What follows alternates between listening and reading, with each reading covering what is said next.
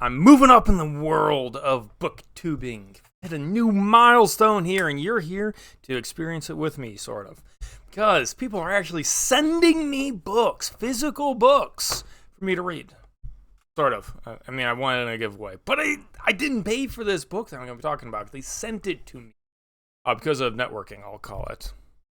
Yes, so today, I found something quite special. I'll turn the cover around in a sec.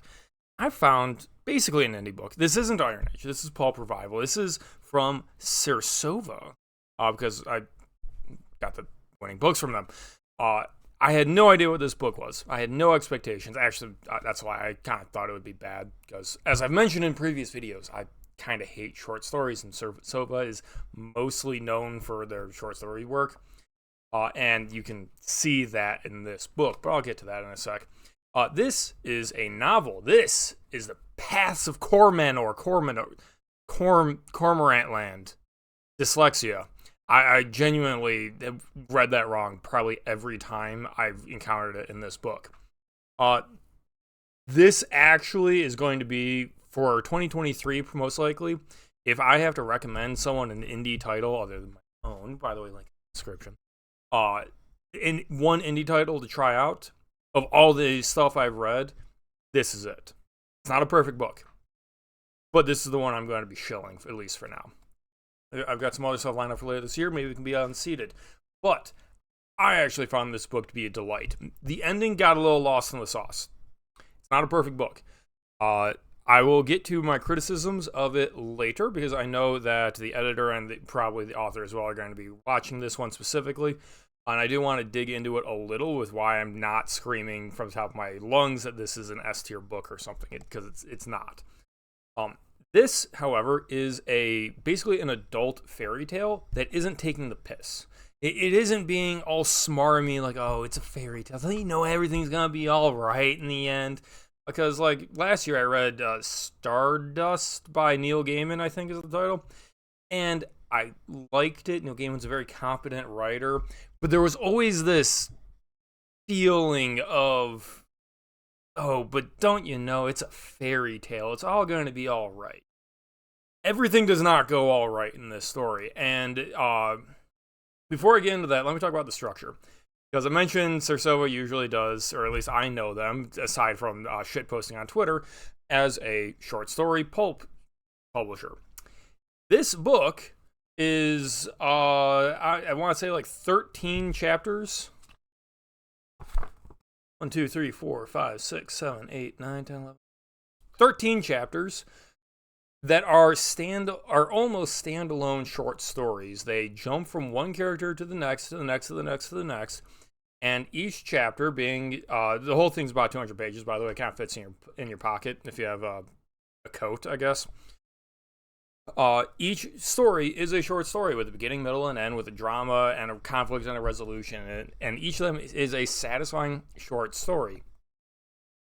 I don't think any of them on their own is so shockingly good I would run and say, hey, you guys, you gotta read this short story. It changed my life. It changed my conception of writing.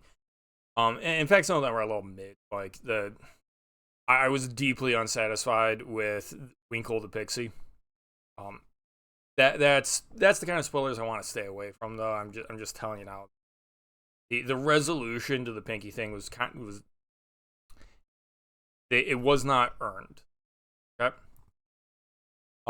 But despite it being 13 short stories, there is a total narrative. There is a cohesive world-ish. I mean, like, it's vaguely post-Ragnarok Norse Europe. It's pretty fast and loose of the world.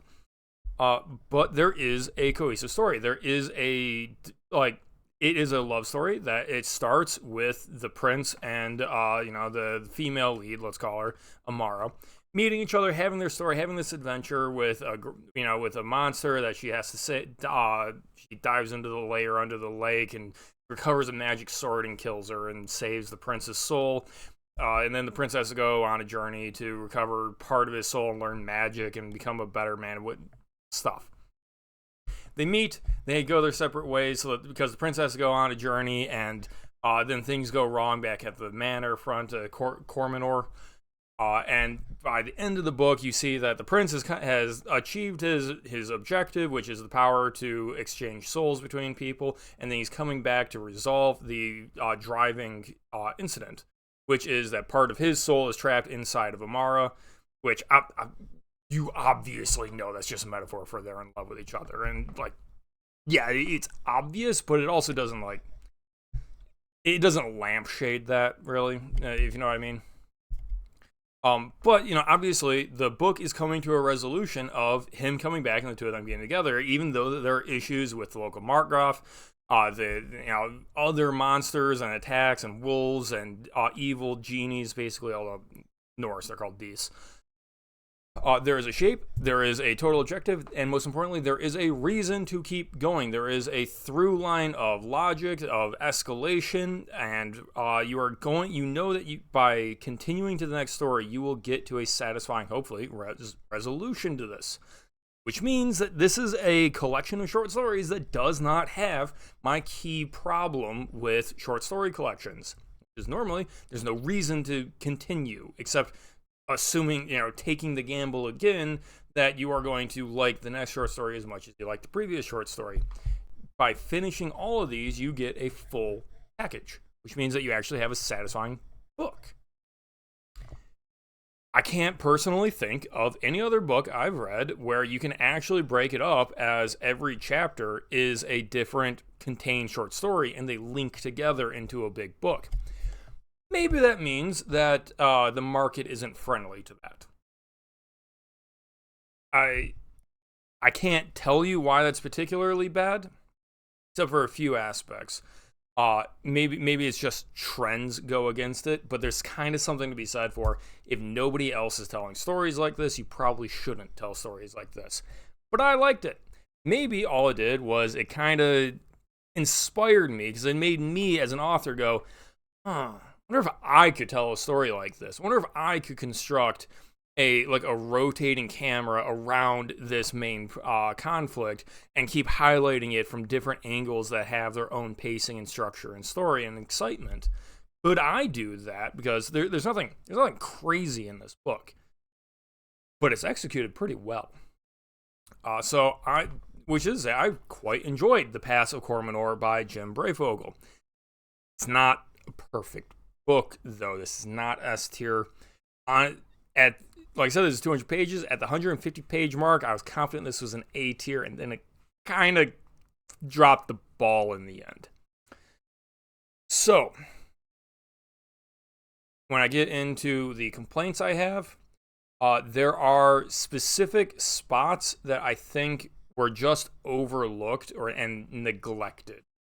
Like the ending to the first short story, Jim tries to retroactively justify why it's such a rushed ending because other characters go back and comment, "Oh, you rushed Prince Kellen out when that happened. Of course he doesn't love me." And that seemed like the author and editor in this case recognized that was a problem, but then didn't want to go back and fix the problem. They just thought that they could retroactively joke about it, and that would be all good. Disagree. Another example is this is written like a fairy tale. It is written in an older style. I want to go put this next to Gawain and the Green Knight, next to Beowulf, to that kind of stuff. Except every once in a while, probably 10 times in the whole book, it wasn't even every chapter, but every once in a while, the language just became extremely modern sounding. There was just a break in the style. And that is probably going to sound really painful to Mr. Breyfogle here. Because they clearly tried to not ever do that. And there were just a few points that I think they missed. And as an author, as I self-edit, I try and catch these things in my works. I know that that's just going to suck to hear, but some shit was missed, okay? Unfortunately, I didn't go through this like an editor. I didn't annotate, this portion right here is wrong. That's not going to be beneficial to a video. That's not going to be interesting to viewers. Take my word for it. It was about 10 times. A lot of the fairy tale here is about fighting monsters and slaying dragons and learning sword fighting and magic. And honestly, I don't think the combat was particularly good. I've spent a couple days now trying to articulate what the issue with the fights are.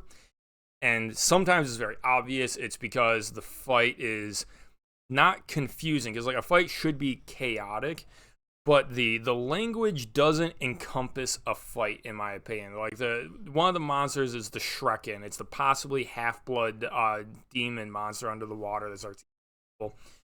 And the fights with the Shrekin are just like, and then Einar stabbed, but the Shrekin was fast, and he got around him and he grabbed him and ate him. It's like, look, I read more exciting fights in Beowulf, okay? And Beowulf is more about the prose than about the content, if you've ever read it. Unfortunately, all I can say is, like, you gotta, Mr. Breyfogle probably has to dig up stories that focus on fights more. It's a little lame for me to say I think I do fights well, because I'm not explaining why they're bad and why I'm better. Well, I think he could probably learn a lot from probably the First Law trilogy. I'm not even sure what fights inspired me in that, but I know I draw on obviously Abercrombie's writing when I'm trying to handle sword fighting, all that. The fights just were unfulfilling for me. And then I mentioned at the beginning that the book kind of got lost in the sauce at the end. I personally think the Winter Dragon should have been cut entirely. It did very little during Vilmar's journey up the mountain. It was just kind of added to justify that there would be another short story after that about the dragon raising a village. That felt like it was just there because the author wanted to write about a dragon hunt, except it wasn't even about the dragon hunt, because Kellen kills it off screen, basically.